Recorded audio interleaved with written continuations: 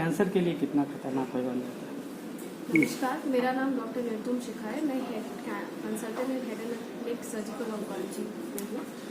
और जहाँ तक आपका सवाल है सर कि 10 में से 9 लोगों को दांतों का समस्या है, तो जो दांतों का समस्या है वो कैसा है, वो पहला है कि अगर दांतों में कैविटी है या दांतों में कीड़ा लग गया है तो उससे कैंसर नहीं होता है। जो कैंसर के रिस्क फैक्टर्स हैं हेड एंड नेक में, वो है आपका तंबाकू पहला है। उसमें भी 2 फॉर्म्स है, स्मोकलेस फॉर्म है या स्मोकिंग फॉर्म है। दूसरा है अल्कोहल। अल्कोहल आप कितना ले रहे हैं, कितने बार ले रहे हैं। तो जो लोग अल्कोहल का सेवन नहीं करते हैं उनमें अराउंड, उनसे कंपैरिजन जब हम करते हैं तो जो अल्कोहल लेते हैं उनमें 3 टाइम्स ओरल कैंसर होने का चांसेस होता है। लेकिन अगर यही लोग तंबाकू के साथ लेते हैं तो वो 11 टाइम्स इंक्रीज हो जाता है। तो ये सब रिस्क फैक्टर्स हैं। तीसरा रिस्क फैक्टर है वायरल, जिसमें है HPV virus, that is one of the cause. चौथा है आपका अगर किसी को प्री मैलिग्नेंट लीजन्स है, जिसको हम ल्यूकोप्लेकिया कहते हैं, एरिथ्रोप्लेकिया कहते हैं या फिर ओरल सर्विकस फाइब्रोसिस कहते हैं। तो ये सब क्या है? ल्यूकोप्लेकिया होता है मुंह में अगर किसी को वाइट पैच है, लोग बहुत दिन से तंबाकू का सेवन कर रहे हैं, जहाँ पे आप तंबाकू रखते हैं वहाँ पे क्रॉनिक इरिटेशन होता है, जिसके कारण वहाँ पर ल्यूकोप्लेकिया हो गया। एरिथ्रोप्लेकिया, एरिथ्रोप्लेकिया मतलब रेड पैच, ल्यूको एरिथ्रोप्लेकिया होता है जहाँ पे रेडिश वाइटिश पैच मिलता है। फिर ओरल सबम्यूकस फाइब्रोसिस, जिसमें लोगों का मुंह खुलना बंद हो जाता है, कम हो जाता है, जिसमें वो फील कर सकते हैं कि उनके साइड में जो दांतों के बगल में जो गाल का वो एरिया वो टाइट होने लगता है, मुंह कम खुलता है। खाना जब खाते हैं तो जलने लगता है, अगर वो कुछ भी तीखा खा रहे हैं तो उनको मुंह में जलन का महसूस होता है। तो ये सब चीज़ जो प्री मैलिग्नेंट लीजन है, इसमें बहुत हाई चांसेस होता है वो कैंसर में कन्वर्ट हो सकता है। फिर है कि ओरल अगर ऑर्गन ट्रांसप्लांटेशन हुआ किसी का, और ऑर्गन ट्रांसप्लांटेशन होता है तो इम्यूनिटी कॉम्प्रोमाइज हो जाती है, उसमें भी एक ओरल कैंसर होने का चांसेस हाई। तो ये सब रिस्क फैक्टर है सर। कैविटी होना दांत में या फिर दांत आगे पीछे होता है, अगर उससे कोई क्रॉनिक ट्रॉमा हो रहा है, जो रेगुलर ट्रॉमा हो रहा है, चाहे वो आपके जीभ में हो या आपके मकर मुकोसा में हो, तब ये एक रिस्क फैक्टर हो सकता है। बट अदरवाइज कैविटी और या फिर अगर दांत आगे पीछे है या मुंह खुला हुआ है तो ये सब रिस्क फैक्टर्स नहीं है।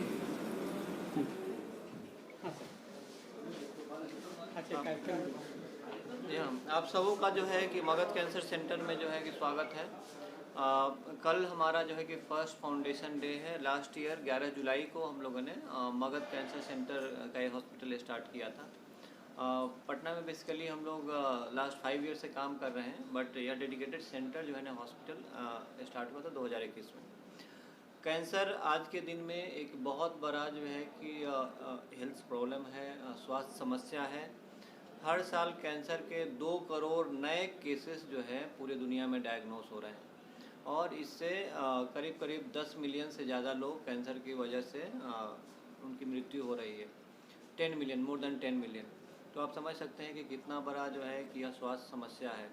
हमारे देश में भी कैंसर के केसेस दिन प्रतिदिन बढ़ रहे हैं, और पर्टिकुलरली जो है कि हमारे स्टेट में, बिहार में जो है कि एक बहुत बड़ा समस्या है।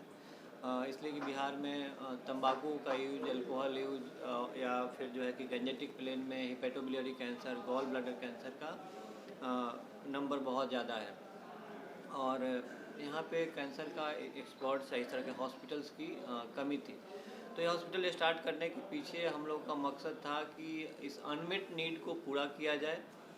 बिहार का जो पॉपुलेशन है अराउंड 12 करोड़, और इसमें जो है कि हॉस्पिटल्स बहुत कम हैं, तो उससे उनको एक बेहतर केयर दिया जाए, जिसमें कि पेशेंट को एक ही जगह उनको सारा ट्रीटमेंट मिल जाए, चाहे वो मेडिकल ऑन्कोलॉजी हो, सर्जिकल ऑन्कोलॉजी हो, पैलेटिव केयर हो, है ना, डायग्नोस्टिक हो, एक ही हॉस्पिटल में उनको ये सब सारा ट्रीटमेंट मिले, और उनका इलाज जो है कि सही समय पे और विद एफोर्डेबल कॉस्ट में हो।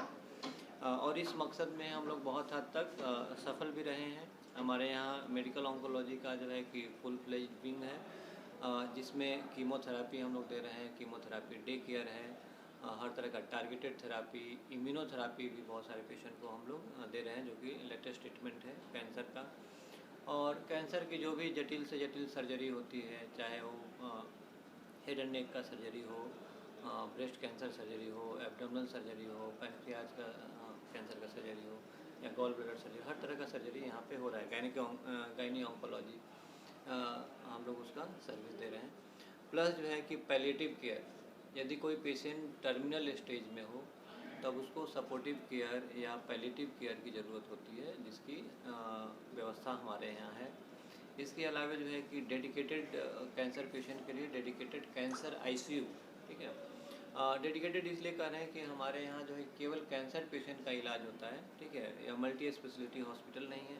तो उससे एडवांटेज क्या होता है कि आपके जो भी डॉक्टर्स हैं, जो भी स्टाफ हैं, वह कैंसर मतलब एक ही इसके स्पेशलिटी के लिए जो है ट्रेंड होते हैं, ठीक है। और बहुत ज़्यादा कन्फ्यूजन नहीं होता है। तो जो भी यहाँ पे स्टाफ काम कर रहे हैं वो सालों साल से जो है कैंसर पेशेंट का ही केयर कर रहे हैं। तो इससे उनका एक एक्सपीरियंस होता है और उसमें उनको एक्सपर्टीज होती है।